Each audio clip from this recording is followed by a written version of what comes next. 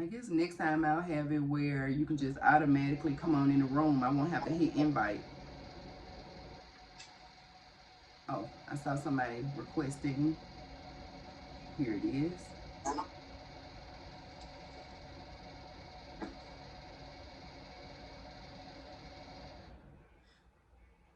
Okay. So Sandeep is joining us. Okay. So I'll just go and I'll just admit as they come. Hello, how are you? Sandeep, you're here?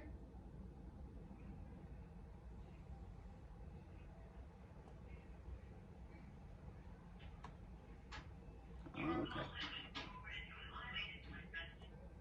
All right, so let's go. Everybody got their package. The benefits of ICD-10 CM. I put here first the benefits of ICD-10 because a lot of people are not familiar with ICD-9. And I wanted to kind of also show the difference. Although we do not use ICD-9 anymore, we don't use ICD-9 anymore, a lot of employers are going to ask you, are you familiar with it? Is there somebody asking a question? No? Okay. Okay. I guess mute your computer unless you have a question, then maybe unmute it or something. So I guess it's the background. So a lot of employers will ask you, do you know about ICD-9? And it's confusing for some because a lot of people are like, hey, we don't use ICD-9 anymore. Why is it important that employers want me to know? And the reason is because a lot of these patients that you're going to apply or assign diagnoses for, they didn't get sick after we start using ICD-10. They were sick prior to ICD-10. So that means that they had to have ICD-9 codes on their charts if they've been sick for the last 20 years. So a lot of times on these charts, it's not translated into the new code set. So that's what the GM comes in at, and we'll talk about that later as far as general equivalence mapping, where it maps the ICD-9 code to the new translated ICD-10 code. Or if it's an ICD-10 code and you want to do a reverse lookup so you can see what the ICD-9 code would have been if we still use that system. So I wanted to just put that out there, and that's why I sent you that general mapping little handout yesterday so you can kind of understand what GM is and why employers kind of ask you, are you familiar with ICD-9, although we don't use it. So benefits of ICD-10, up-to-date classification systems will provide better data for measuring the quality, the safety, and efficacy of care, tracking public health like COVID, HIV, or any other diseases, preventing and detecting healthcare fraud and abuse. Another thing that they've come up with, and it's a good thing too, anybody familiar with HCC coding, risk adjustment coding? And you can put in the chat box if you don't want to say anything. You kind of chat and I'll open it. And risk adjustment coding also allows to be cut down on fraud and abuse and things like that. Risk adjustment coding is strictly coding of chronic conditions. So let's say if I'm looking at a chart and the patient has diabetes and the patient has heart failure and they also have a fever and a cough. Well, if I'm an HCC coder, I'm not worried about the fever and the cough. I can just overlook those as if they don't even exist. I'm only worried about chronic conditions. And that's the good thing about HCC coding. You don't deal with HCPC codes. You don't deal with CPT codes. You don't need any modifiers. You're only dealing with chronic conditions. So the benefits of ICD-10 also for tracking public health and risk and things like that. So, and we're talking about risk adjustment as it relates to preventing healthcare fraud. Another thing it's become popular for is you have a risk adjustment score. And that's why they call it risk adjustment coding. So every year, the score starts over.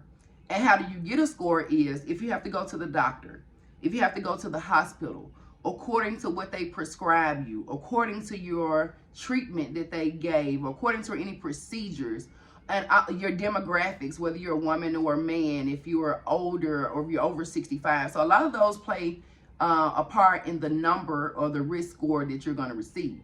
So as you go to the doctor from January of 1 year all the way through, each time that you go to the doctor and things like that, they're accumulating a score for you. And at the end of the year, the score starts over. But there are a few things that cannot be erased from your score, and it falls over every year. So those things are like amputations, because we can't fall off. Amputations can't fall off because the following year you're still going to have your amputation. You know, so things like that don't come off. And you, HIV, if you have HIV, that doesn't come off your score. It follows you every year. And as it relates to fraud and abuse, if you have a certain score, let's say you don't go to the hospital at all, if you are rarely sick, and so that means you will have a lower score. You're not going to the hospital, you're not sick all the time, so you don't have a high risk adjustment score. But let's say that the physician is ordering EKGs, ordering x-rays, ordering all kind of diagnostic tests. So that allows HCC coding cuts down on fraud that way, because they can look and say, hey, this patient has a low risk score. They're not even sick. So why is this physician ordering all of these tests when nothing shows that they need these tests?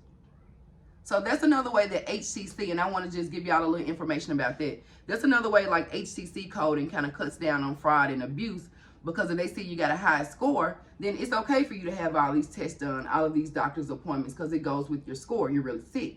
But if you got a low score and you got a lot of appointments and a lot of tests and a lot of exams, it doesn't match.